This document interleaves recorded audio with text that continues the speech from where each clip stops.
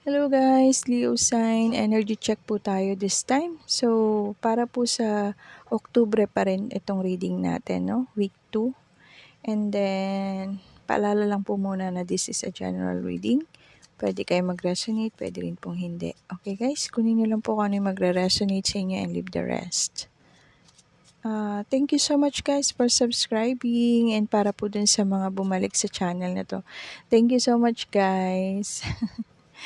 Na-appreciate ko kayo guys. And para po dun sa mga cross-watcher, thank you so much din po sa inyo guys. Kung nagugustuhan nyo po yung aking mga ginagawang readings, please consider subscribe guys para ma-notify po kayo every time na meron tayong readings no guys. So yun lang po, mag-start na tayo. Meron kayong transformation. Your relationship with one another is about to deepen. Love conquers and transforms all things. Pasensya na kayo guys, nabubulol ako. Nobody's perfect. Okay, so friendship. Nurture the bonds of friendship within your relationship and your love life will dramatically improve. Okay guys? So transformation, friendship, and then life is a series of constantly shifting cycles. When we resist change, we resist the natural flow of life and create unnecessary stress. Go with the flow and we'll be surprised where it leads. Okay, so go with the flow lang daw guys. And then meron kayong playfulness. Laughter is the best therapy. Have some fun together and remember, love is the greatest healer. Okay, so magaganda rin yung inyong messages na nakuha, no? Para sa ating mga Leo sign. So, ano po ba ang nangyayari sa ating mga Leo angel spirits? And ano po ba yung mga important message na dapat nilang malaman sa reading na to? Angel spirits. Important message para sa ating mga Leo. Guys, ang energy po is fluid, okay? So, kung pwede pong kayo yung tinutukoy dun sa card or pwede rin po yung person ninyo, okay guys? And timeless po lahat ng reading guys ha. Hindi ko mo binasa ko to ng Oktubre tapos Oktubre lang. Kung mabasa niyo to ng hindi na October, mga December na and nag-resonate sa inyo, meaning that time yun po yung inyong energy. Okay, so timeless po ang lahat ng mga readings guys. And energy is fluid. Pwedeng kayo yung tinutukoy sa baraha, pwedeng yung person ninyo. Okay guys? So mag-pull muna tayo ng cards. First card para sa ating Leo. Uy! Four of Wands. Ganda naman. Okay.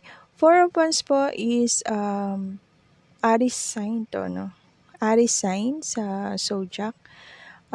Four of Wands is a twin flame, guys. Okay? Twin flame, and then mga celebration, gatherings of souls, divine union, okay? So, maybe, yung iba sa inyo, kasama nyo na yung partner nyo sa future, no? Or pwedeng engage na kayo ng person na to, kaya meron celebration, baka na-engage na yung iba sa inyo, no? Or preparing para sa kanilang wedding, no? Papakasalan nyo na yung mga ka-twin flame nyo. Okay, kasi divine union din to guys eh. An important event. May mangyayari sa inyong important event ng person mo.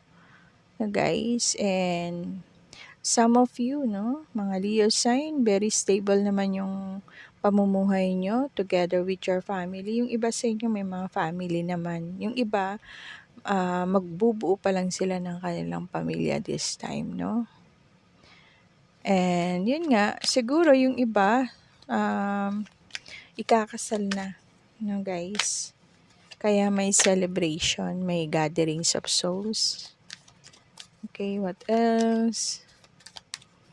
Mag-pull muna tayo ng mga cards, guys, bago tayo magbasa. And then, meron kayong Ace of Pentacles. Uy. Merong, uy. Nangyari. Ace of Pentacles, Ace of Wands, nandito. Ay, nahulog naman tong cards, guys. Teka lang, ayusin natin.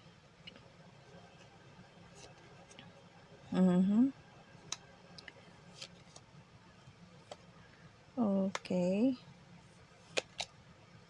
Oh. So, bottom of the deck is Six of Cups. Okay, someone Six of Cups is Scorpio sign to, guys, no? So, pwedeng Scorpio yung person nyo, mga Leo sign. Six of Cups is nostalgic, no, guys? Someone na parang naaalala niya yung mga happy memories niyo ng person na to. Okay? Harmony. I feel na yung iba nga sa inyo kasi, twin flame, divine union, soulmate kayo ng person nyo, guys. This Six of Cups is a past life lover to, guys. So, pwedeng siguro yung person nyo this time is kababata nyo pa, no? Or kumbaga matagal nyo na siyang kaibigan tapos siya yung naging person ninyo, no, guys. And then this one is parang reconnecting from people from past, okay?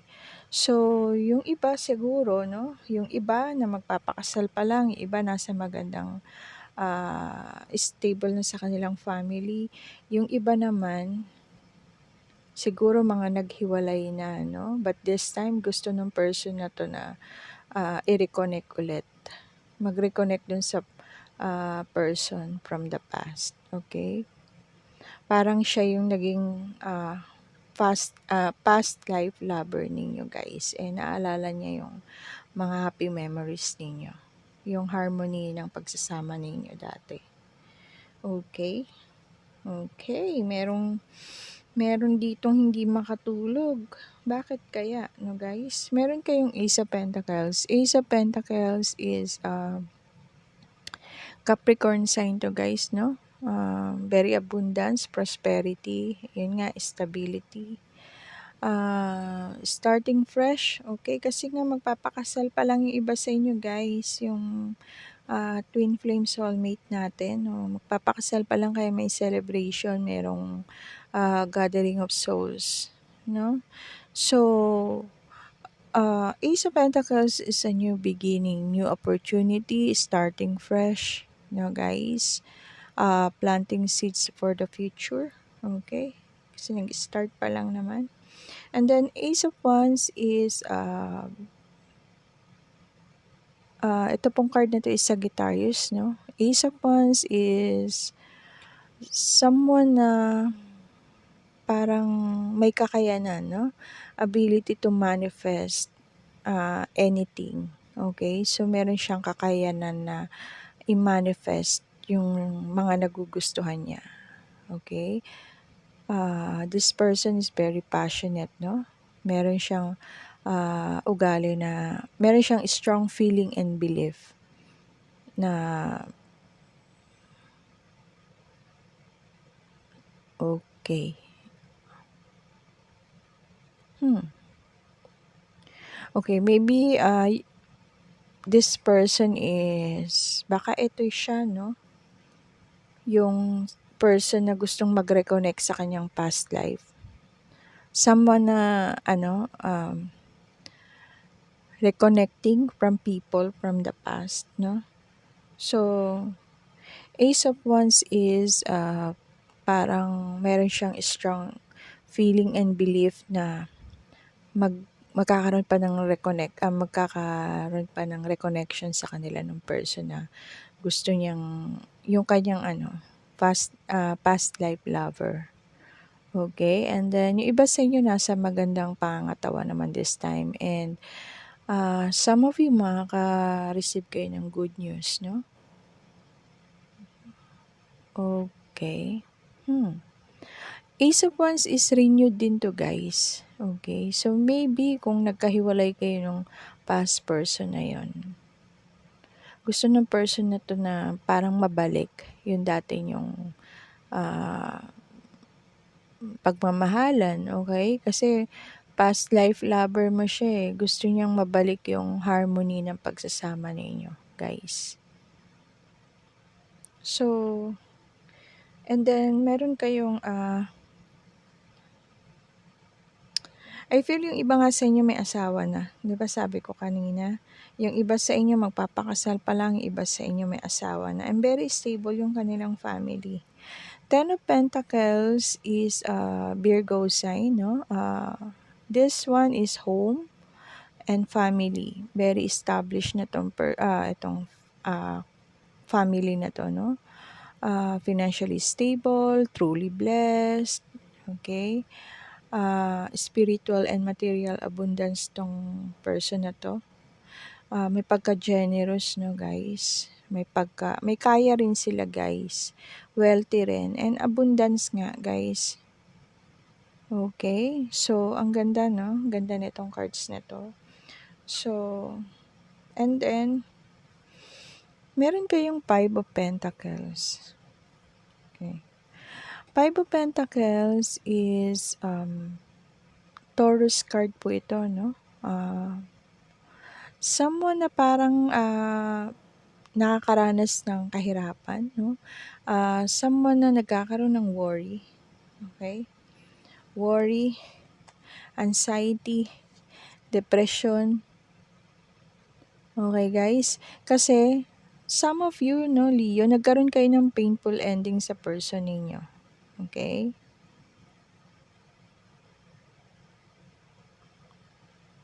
Okay. Some of you nagkaroon ng painful ending sa person ninyo. And then, meron din kayong Nine of Swords is Gemini card po ito, no? So, Nine of Swords is someone na may anxiety, depression, worry, fear. Okay, guys. Nightmares, hindi na siya makatulog. Feeling siya, hopeless, no, guys?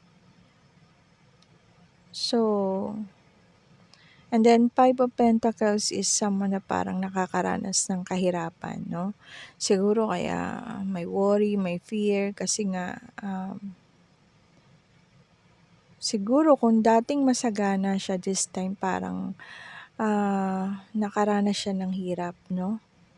Kaya hindi siya mapagkakatulog. Nag-worry siya, nade-depress siya sa kanyang sitwasyon this time. No, guys? Puwedeng rin 'to, guys, yung iba nawala ng trabaho, no? Nawala ng trabaho and someone na parang nami-miss kayo, okay? Nami-miss kayo o kayo ang nakaka-miss, okay, guys? So, kunin niyo lang kung ano yung nagre-resonate sa inyo, and then meron kayong Three of Swords, okay? Three of Swords is a Libra sign, no? Pero ano siya, guys, reverse naman 'tong si Three of Swords. Three of Swords po na reverse is someone na nag-heal na, healing, nakapagpatawad na 'tong person na 'to, naka-recover na siya, and then ayun nga. Okay. So, yung past lover na yon, siya yung nagbigay sa inyo ng matinding sakit. Nagkaroon kayo ng painful ending ng person na yon, no, guys? Na ang naging resulta, nakaranas kayo ng hirap, okay? I feel na married kayo dun sa past lover na yon, past life lover ninyo. Okay? I feel na kayo yung married dati, kayo yung mag-asawa, kaya lang naghiwalay kayo. Okay? And then yung iba sa inyo nagkaroon ng anxiety, depression, hindi na nagtrabaho, okay? Kaya nakaranas ng kahirapan. But this time, na siya, guys, naka-recover na siya, nag-heal na siya, and pinatawad niya na yung person niya. And gusto rin niya ng reconciliation, okay? Gusto rin ng person na to ng reconciliation. And then meron kayong Eight of Wands. Eight of Wands is Sagittarius card po ito, no? Sagittarius sign. So, Eight of Wands is, okay.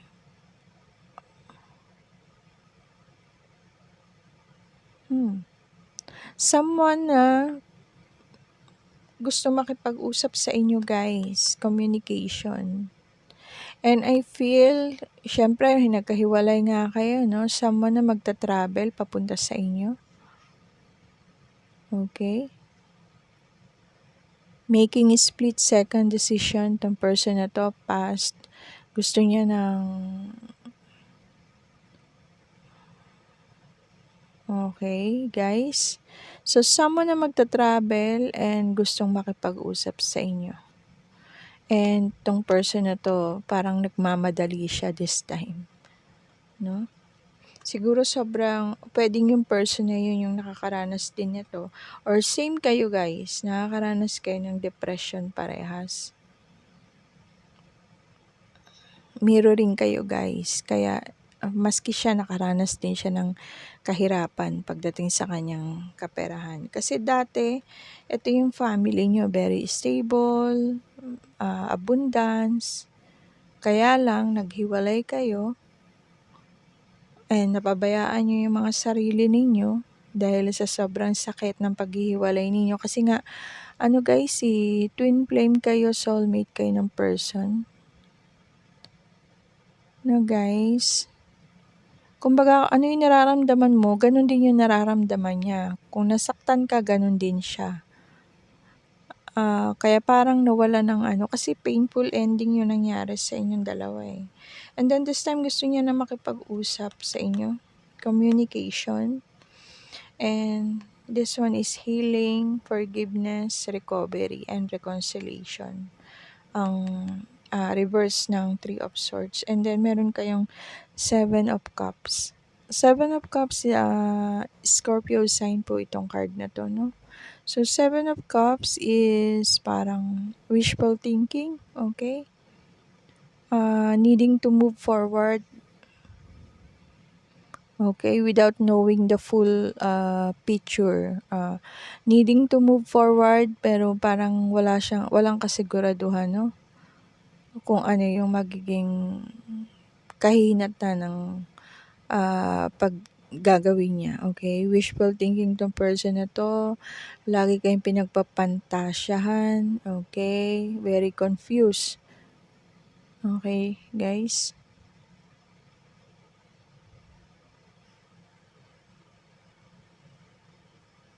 And nagkaroon ng choices sa kanya, guys. And this time, pinipili niya na bumalik sa buhay mo. Okay? I feel na yung iba sa inyo nagkaroon kayo ng problema dahil sa mga kamag-anak. Kaya kayo nagkaroon ng paghihiwalay. I feel na ang third party situation or karmic partner, no? I mean karmic partner ang nangyari kaya nagkaroon ng paghihiwalay, separation.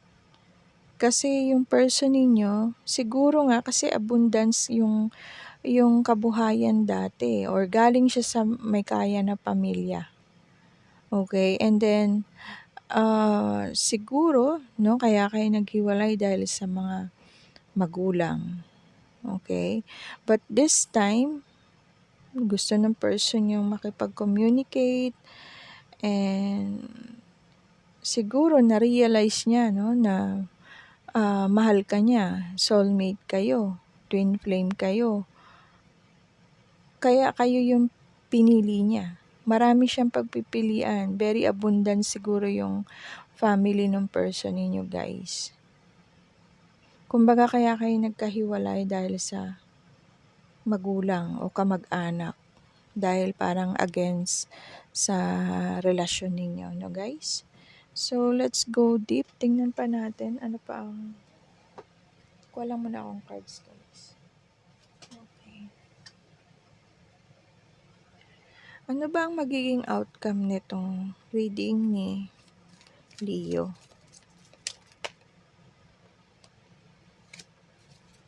Ano po ang magiging outcome ng reading ni Leo. Magkakabalikan pa ba sila? Okay.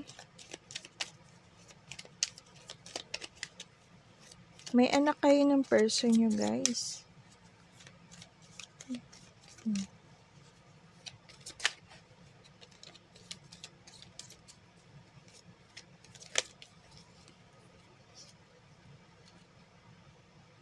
So, meron kayong Knight of Pentacles,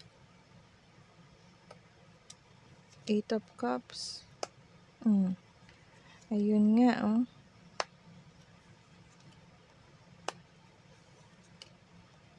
Okay. Ayun.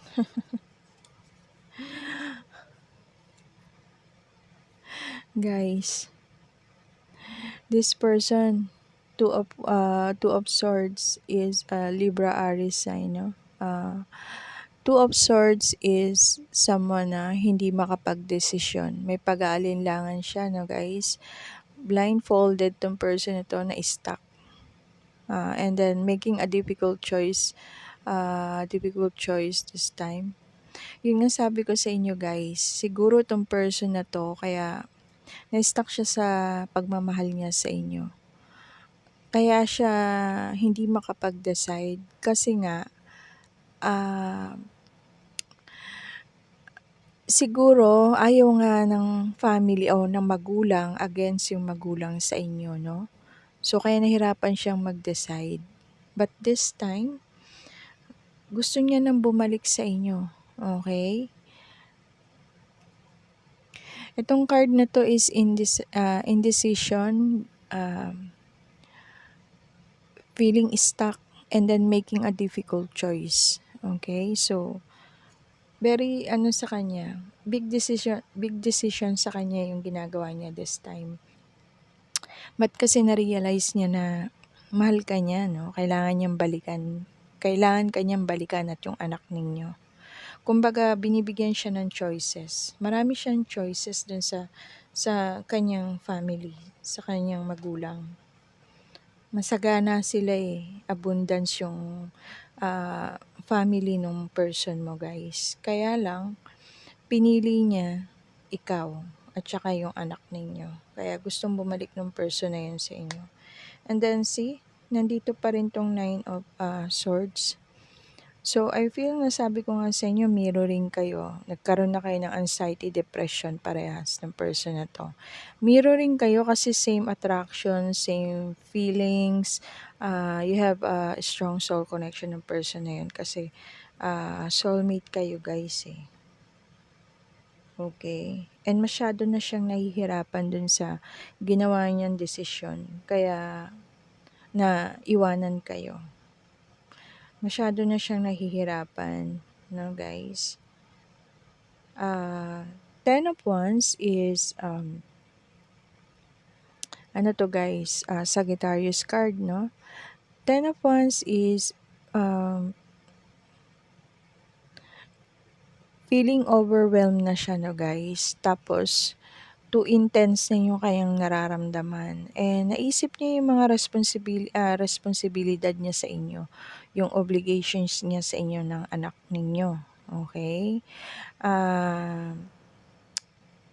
Naisip niya yung responsibilidad kasi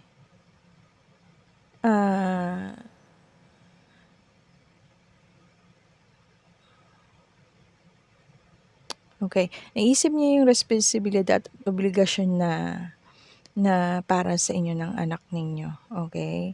Na need niya, the need to prioritize, okay, guys?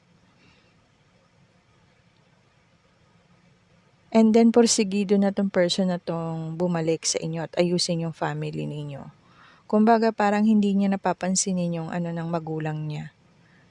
Kasi pinapipili siya ng magulang niya, binibigyan siya ng magandang buhay. Very abundance, may kaya yung pamilya niya, yung magulang niya. Kaso ayaw sa inyo, ayaw sa relasyon ninyo ng magulang. Kaya parang inaano nila yung anak nila. Pinapipili nila, no? Binibigyan nila ng maraming karangyaan pero hindi niya pa rin pinili. Ang pinili niya is kayo ng anak mo. No, guys? Okay? And then, meron kayong Four of Pentacles.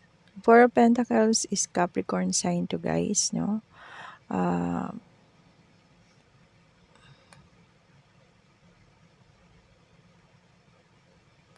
Okay. Itong person na to kasi, guys, kaya bukod sa mahal niya kayo, no? Ngayon na-realize niya yung worth mo at nung anak ninyo. Kumbaga, hindi na importante sa kanya yung rangya na ibibigay sa kanya ng magulang niya. Kaya kayo na lang yung pinili niya. Kasi naisip niya, na-realize niya yung halaga ninyo para sa kanya. No, guys? And then, meron kayong Seven of Swords. Seven of Swords naman po is a Leo sign, no? Same zodiac sign ninyo. So, someone na nakaranas ng regret, o yun nga, and then confession. Okay, so yun nga, kaya gusto makipag-usap sa inyo ng person ninyo. Gusto niya mag-confess and siguro kung meron kang gustong malaman nun na hindi niya sinasabi sa'yo, this time sasabihin na niya sa'yo yung dahilan. Okay? Kasi nakonsensya na siya. Hindi niya na kaya. Masyado na siya nakukonsensya sa ginawa niyang pag-iwan sa inyo ng anak niyo. Okay, guys? And na-realize niya yung halaga ninyo, nung anak ninyo sa kanya, na mas mahalaga kayo kaysa dun sa ibibigay na rangya nung magulang niya. Kaya pinili niya kayo. Kaya gusto niya bumalik sa inyo, guys.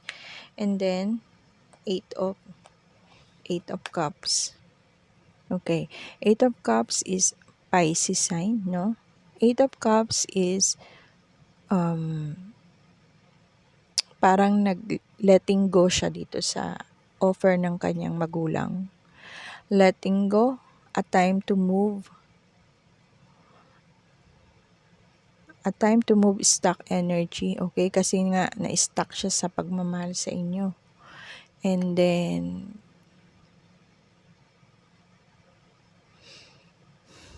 Eight of Cups is, yun, lagi kasi kayo napapanaginipan ng person na to. Yung pag-abandon niya sa inyo, na-disappoint siya doon, guys. Yung nag-walking away siya sa inyo ng anak mo. Okay.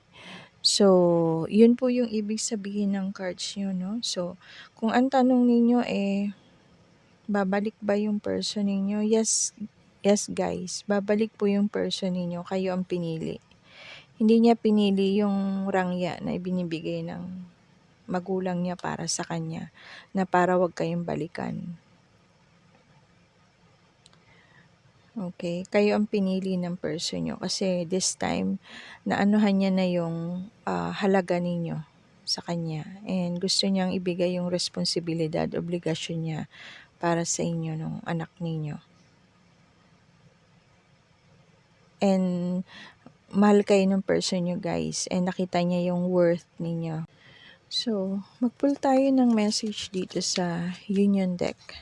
Tingnan natin ano ang message para sa inyo, mga Leo sign.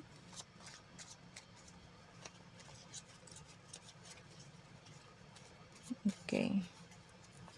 First message, sabi ko nga sa inyo, guys, mirroring kayo ng person mo. Kung ano yung nararamdaman niya, nararamdaman mo rin. Nararamdaman niya yung pain na nung iniwan kayo, nung inabandon niya kayo. Na-disappoint siya sa ginawa niya. And nakonsensya siya. Kaya gusto niyang bumalik sa inyo, guys, at buuhin ulit yung family ninyo. And then, guys, married na kayo ng person na to. Legal partnership, commitment, marital bond, and societal contract. Married na nga kayo. Kaya lang ayaw nung magulang nung person niyo sa relasyon niyong dalawa. Kaya parang inaano niya na i-opera ng rangya yung anak nila. Kaya lang hindi hindi kaya nung anak nila na gano'n na lang ang mangyari, na abandonahin kayo, okay? Kaya yung person na yun gusto niyang bumalik sa inyo, okay? And then yun nga guys, home. Magbubuo kayo ulit ng uuwi na siya sa bahay niyo guys. Ang galing naman ng ating reading. And then, oh guys, home, family. Oh, kids opinion, sabi ko nga sa inyo, resolve family stress. My goodness. And then, okay, so yun nga, yung pagbabalikan nyo guys is divine timing na lang talaga yung nakakaalam nun kung kailan, 'di ba? But yung person na yun gustong bumalik sa inyo, gusto niya nang gawin kaagad-agad. Okay, so maybe hindi na rin magtatagal at ko-contact sa inyo yung person na yun or pupuntahan kayo kasi may pag-travel dito eh. And moving forward tong person na to, okay? Making split second decision, okay? Kasi nga natauhan siya sa ginawa niya eh. Yung pag-iwan sa inyo dahil sa ano ng magulang niya. Okay, so divine timing na lang guys. So be patient, no? And trust that the divine knows when, kung kailan mangyayari yung pagbabalikan ninyo. Pero magkakabalikan kayo guys kasi same feelings kayo guys, soulmate kayo ng person mo. Wow, ganda. So mag-pull tayo ng message from your person. Tingnan natin anong gustong sabihin. Tumatalo yung aking cards. Anong gustong sabihin ng person ni Leo? Ano po ang gustong sabihin ng person ni Leo? Okay, how I feel about you scares me. Okay.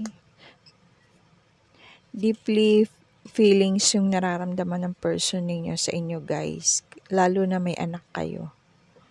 Oh guys, sabi ko na nga ba soulmate kayo? Nakakatuwa talaga. Galing. Oh, you are my everything. Soulmate nga kayo guys. Oh guys, please forgive me. My goodness. Oh, you're the yin to my yang. Positive na nga. Soulmate talaga kayo ng person nyo guys. Yung kumbaga kahit sinong humadlang sa inyo, kayo at kayo pa rin yung magkakatuluyan, no? Kahit hadlangan pa ng magulang niya, kayo pa rin yung pipiliin, ikaw pa rin ang pipiliin ng person mo kasi soulmate kayo ng person mo. Oh my goodness, ang ganda ng message. Nakakatuwa naman to. So, mag-pull tayo ng letters and numbers. Tingnan natin kung mag-resonate to sa inyo. No guys, so yung reading nyo pala is family kayo, no? Kaya lang merong ano sa relasyon ninyo. Merong ayaw sa relasyon nyo, yung magulang ng person ninyo. Wait lang guys, nauubo ako. So, meron kayong number 31, number 1, number 23, number 9, and number 14. And letter A, letter S, letter N, at saka letter P. Baka mag-resonate dito yung initials ng person nyo sa letter and sa numbers yung anniversary or birthday nyo guys, no? Ang ganda ng readings nyo guys. Ang ganda nitong reading nyo. Kayo pa rin yung pipiliin ng person ninyo. Kasi soulmate kayo.